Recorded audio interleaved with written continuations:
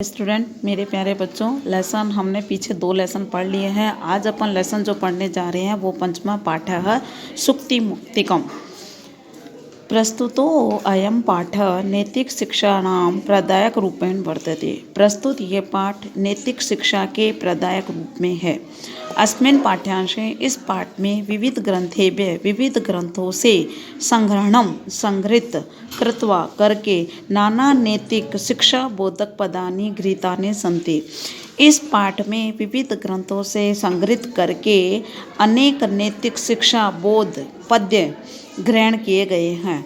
अत्र यहाँ सदाचार की महिमा, प्रिय वाणी की आवश्यकता, परोपकारिणाम स्वभाव है, परोपकारियों का स्वभाव, गुणार्जन से प्रेरणा, गुणार्जन की प्रेरणा, मित्रताया स्वरूप, मित्रता का स्वरूप, श्रेष्ठ संगति प्रशंसा, श्रेष्ठ संगति की प्रशंसा, तथा सत्संगति प्रभाव है और सत्संगति का प्रभाव इत्यादि विषयाणाम, इत्यादि विषयों का निरूपण है। संस्कृत साहित्य में नीति ग्रंथों की समृद्ध परंपरा दिखाई देती है। तत्र यहाँ प्रतिपादित शिक्षा का अनुगमन करके जीवन साफल्यम कर्तुम शक्नुमः।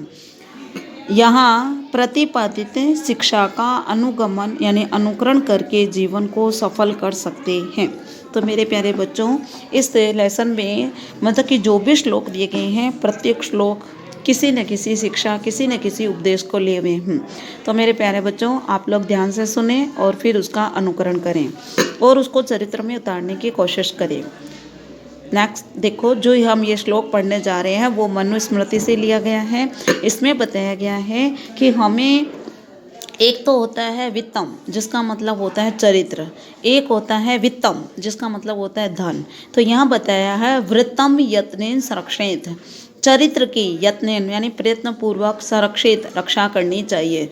वित्तम इति, वित्तम यानी धन तो च याति च, आता है और चला जाता है, धन तो आता और चला जाता है। अक्षिणो वित्ततः, अक्षिणो वित्ततः, धन के अक्षीण यानी नष्ट हो जाने पर, क्षीणो कुछ नष्ट नहीं होता, परंतु वृत्तम तु यानी चरित्र के नष्ट हो जाने पर हतो होते हैं, मनुष्य मर जाता है। अर्थात चरित्र के नष्ट हो जाने पर सब कुछ नष्ट हो जाता है। तो मेरे प्यारे बच्चों, आप लोग इस श्लोक का मतलब समझ गए होंगे कि एक तरफ है आपका चरित्र और एक तरफ है आपका धन।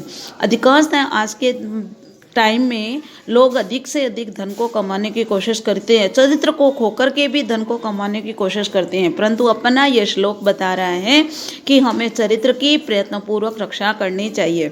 धन तो आता और चला जाता है, तो धन के नष्ट होने पर कुछ नष्ट नहीं होता। क्यों नहीं होता? क्योंकि धन तो हमने आज हमारा नष्ट हो गया तो कल वापस मेहनत करके हम कमा सकते हैं, परंतु चरित्र पर एक बार कलंक लग जाता है, चरित्र एक बार नष्ट हो जाता है तो उसको पुनः प्राप्त नहीं किया जा सकता।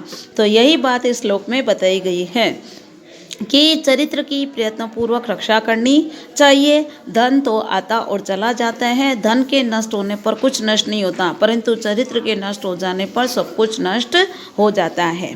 दूसरा जो श्लोक है वो है विदुर नीति।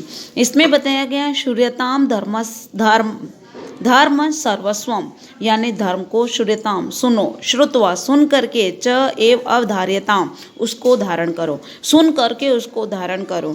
आत्मनः प्रतिकूलाने, अपने प्रतिकूल, परेशान न समाचरे, दूसरों के प्रति आचरण नहीं करना चाहिए। तो मेरे प्यारे बच्चों, इस श्लोक में बताया गया है कि जो चीज़ हमारे मन को अच्छी नहीं लगती तो दूसरों को कैसे अच्छी लगेगी, इसलिए दूसरों के प्रति भी वैसा व्यवहार नहीं करना चाहिए। तो मेरे प्यारे बच्चों, ध्यान से देखें कि धर्म को सुनो, सुन करके उसको धारण करो, अपने प्रतिकूल आचरण दूसरों के साथ नहीं करना चाहिए। नेक्स्ट अगला श्लोक है वो चाणक्य नीति से लिया गया है। ये तो आप लोगों ने छोटी क्लासों में भी कई बार पढ़ा होगा। इसमें क्या बोला है? प्रिय वाक्य प्रदानेन सर्वे तुष्यन्ति जन्तवः तस्मात् तदेव वक्त्यम वचने का दरिद्रता। प्रिय वाक्य बोलने से सभी जंतु संतुष्ट होते हैं, इसलिए प्रिय ही बोलना चाहिए। वचने का दरिद्रता, बोलने में कैसी गरीबी, चाहे हम किसी को बाप बोलें, किसी को हम पिता करके बोलें, तो फिलहाल दोनों शब्द जुबान से बोले गए हैं, परंतु दोनों को बोलने में किसी तरह का कोई पैसा खर्च नहीं हुआ, कोई कम ज़्यादा पैसा खर्च नहीं हुआ, परंतु जिस शब्द का हम प्रयोग करते हैं उससे हमारे मैनर्स बाहर आते हैं कि हम किस तरह के संस्कार लिए हुए हैं।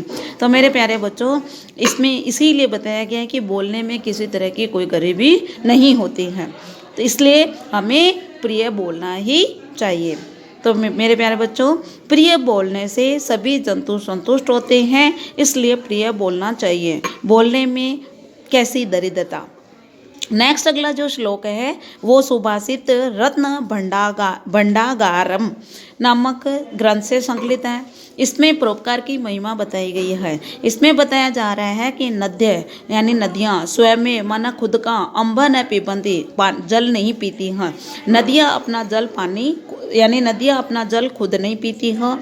वृक्षा स्व न खादंती फलाने, वृक्ष अपने फल खुद नहीं खाते हैं। वारी वहा यानी बादल, वो हरियाली को अर्थात बादल क्या करते हैं, यानी घास आदि को अनाज आदि को पैदा करने का काम करते हैं, परंतु वो खुद नहीं खाते हैं। तो इसलिए यहाँ पे क्या बताया है, बादल हरियाली को खुद नहीं खाते हैं।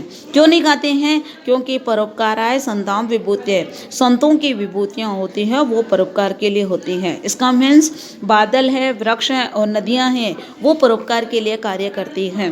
तो कवि ने इनका उदाहरण दे करके संतों की जो विभूतियाँ हैं जो उनकी परोपकार के लिए होती है, इस बात का स्पष्टीकरण किया है। तो मेरे प्यारे बच्चों, एक बार वापस, नदियाँ अपना जल स्वयं नहीं पीती हैं, वृक्ष अपने फल स्वयं नहीं खाते हैं, बादल अपनी हरियाली खुद नहीं खाते हैं, संतों की विभूतियाँ परोपकार के लिए होती हैं। तो मेरे प्यारे बच्चों, इन चारों श्लोकों का आप सप्रसंग हिंदी अनुवाद करेंगे। जहाँ पर भी किसी तरह का कोई डाउट हो तो आप एनी डाउट मुझे फ़ोन करके पूछ सकते हैं। Okay, bye.